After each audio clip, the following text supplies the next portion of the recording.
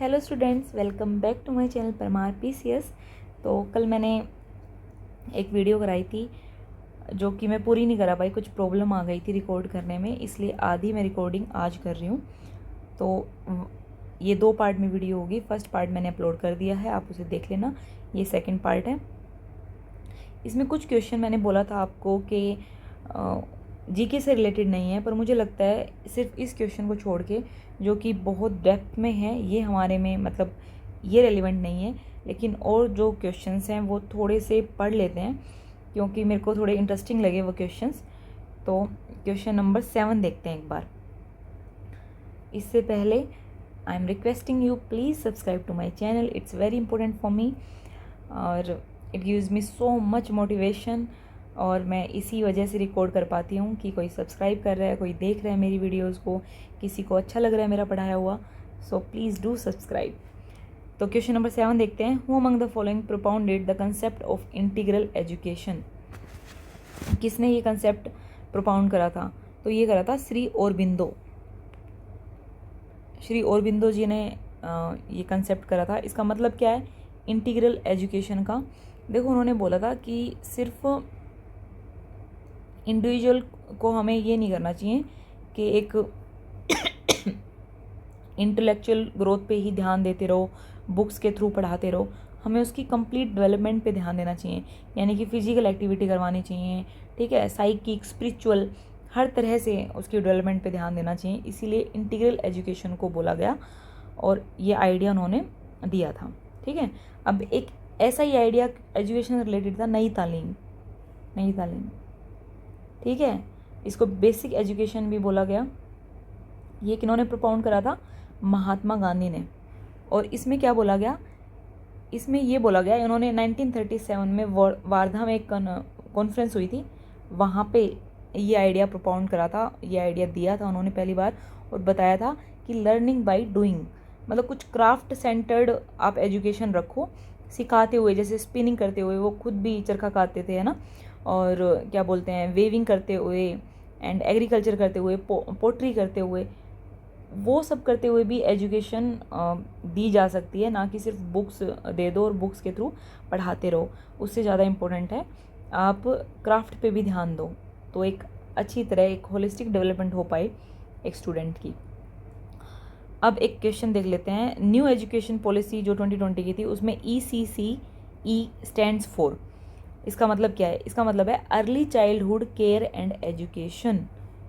ठीक है, अब नेक्स्ट क्वेश्चन देखते हैं। Which one of the following is the primary focus of the national assessment and accreditation council of India. अब देखो, अगर किसी ने ध्यान से पढ़ लिया ना इस क्वेश्चन को, आंसर पता हो नहीं पता हो, फिर भी आप इसका आंसर बिल्कुल ठीक लगाओगे। पढ़ के देखो। Providing financial aid to student, पढ़ लिया। नेक्स्ट पे चलो। कंडक्टिंग यूनिवर्सिटी एंट्रेंस एग्जामिनेशंस, पढ़ लिया। Accreditation of higher education institution, ये ग्रेड देता है, ठीक है, ये रैंकिंग देता है। Regulating tuition fee in institution, सब गलत हैं, आप खुद देख लो, हिंट दे रखा है। ठीक है, तो नेशनल असेसमेंट कौन देता होगा? तो कौन देता होगा? यही देता होगा। ठीक है, option C, accreditation of higher education institution, उच्च शिक्षा संस्थानों का प्रत्यायन। और क्वेश्चन में भी यही पूछ रखा है कि ये मूल्यांकन और प्रत्यायन कौन कर परिषद में, मतलब इसका काम क्या है? तो ऑफ कोर्स यही करने का काम है।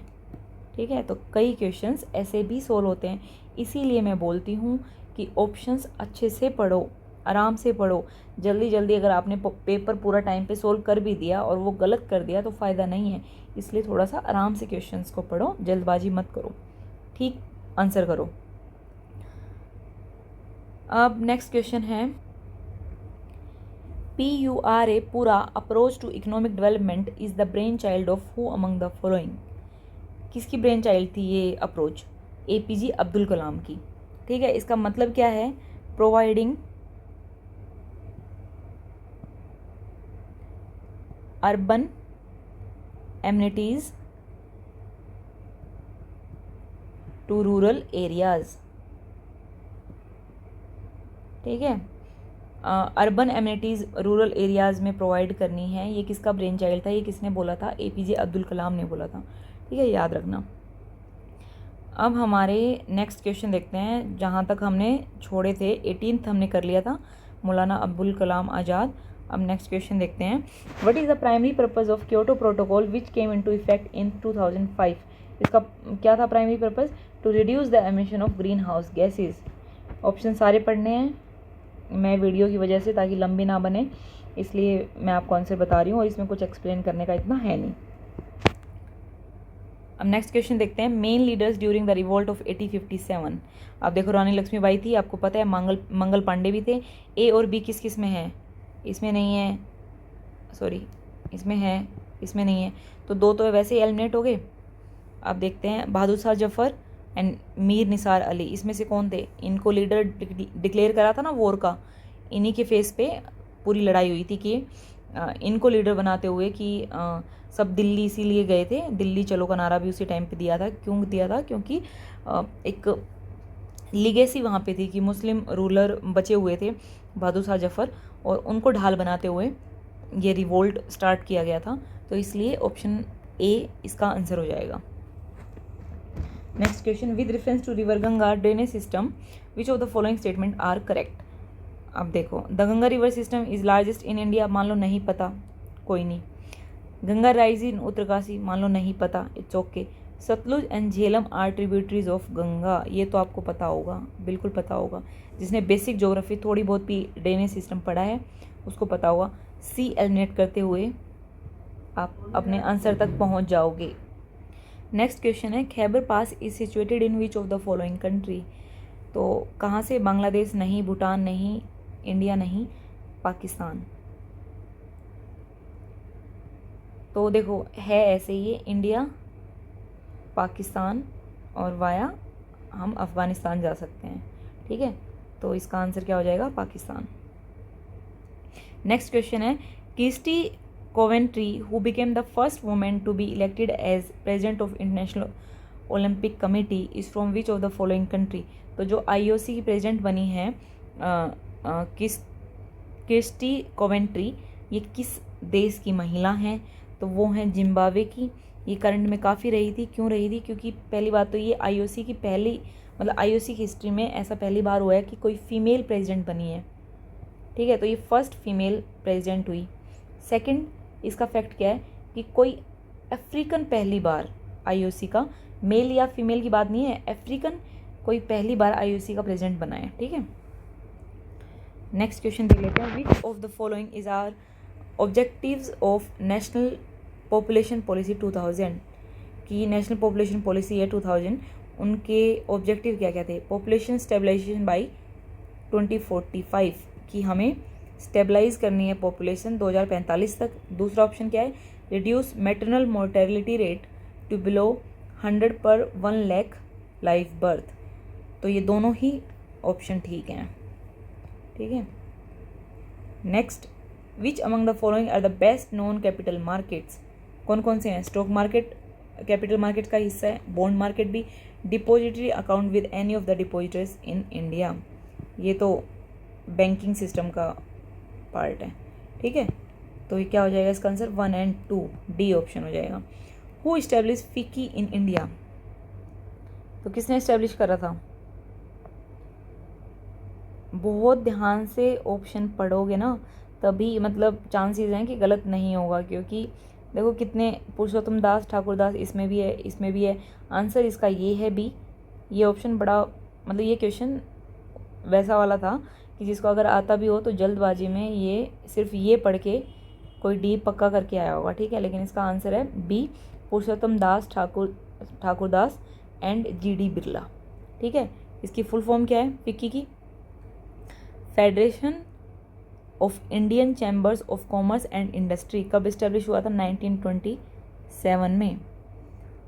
और फाउंडर्स मैंने बता दिए, inspired by Mahatma Gandhi ji. And headquarter कहाँ है इसका?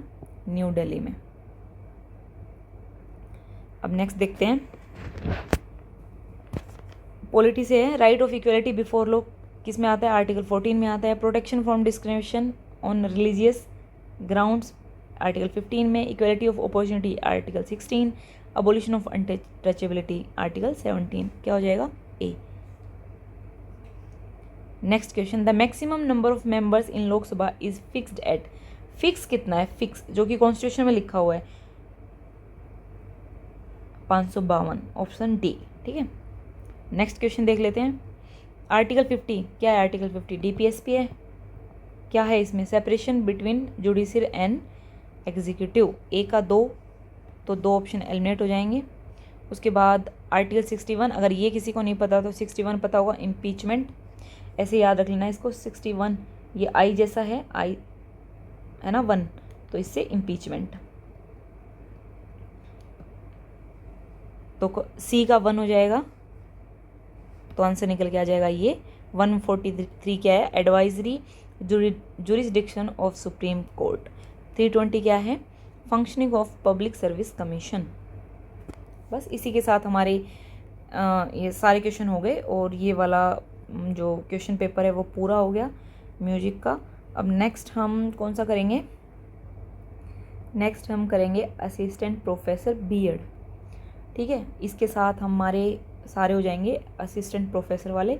फिर हम यूपी टेट करेंगे, यूपी टीजीटी पीजीटी ये सब करेंगे, थोड़े से और रहते हैं। उसके बाद जो एजुकेशन वाले कमीशन के जो पेपर हैं वो हम सारे लगा लेंगे। उसके बाद हम जो लोअर पीसीएस का पीवाईक्यू है वो देख लेंगे हम। एंड अगर आपको लेखपाल का एक बार करना है जो फाइनल आंसर की आई है उसके अकॉर्डिंग, वो भी हम दोबारा कर लेंगे। कुछ नहीं पता, क्या पता लेखपाल में से 2-4 क्वेश्चन रिपीट हो जाएं। तो हम ये सारे पीवाईक्यू की सीरीज़ में हम अच्छे से जितने मैक्सिमम नंबर ऑफ़ क्वेश्चन हो सकते हैं ना उनकी प्रैक्टिस करेंगे, ताकि आपके एक बार मतलब दिमाग से निकल जाएं, कि वैसे नहीं निकल जाएं कि आप भूल ही जाओ, मतलब आपकी नॉलेज में हो जाएं ये क्वेश्चन ना, ये टॉपिक्स, ताकि आप वहाँ पे अगर रिपीट हो ऐसा क्वेश्चन कोई आए तो आपको समझ आए कि हाँ हमने ऐसा कुछ पढ़ा था। और जब ऑप्शंस देखो तो आपको क्लिक कर जाएंगे। मुझे इतना पता है कि आप अगर इनमें से कोई क्वेश्चन आ गया तो आप वहाँ गलत नहीं करके आओगे। ठीक है, thank you for watching and please subscribe to my channel. Thank you.